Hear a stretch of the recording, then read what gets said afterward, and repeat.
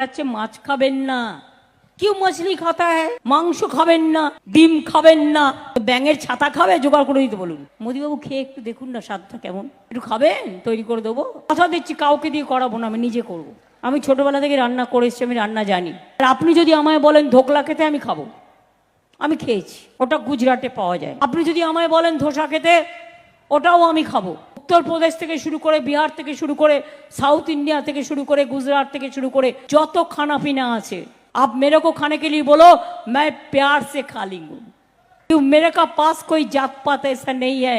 हम सोचते हैं इंसान का सबसे बड़ा इज्जत इंसाफ है, इंसाफ है, इंसाफ है।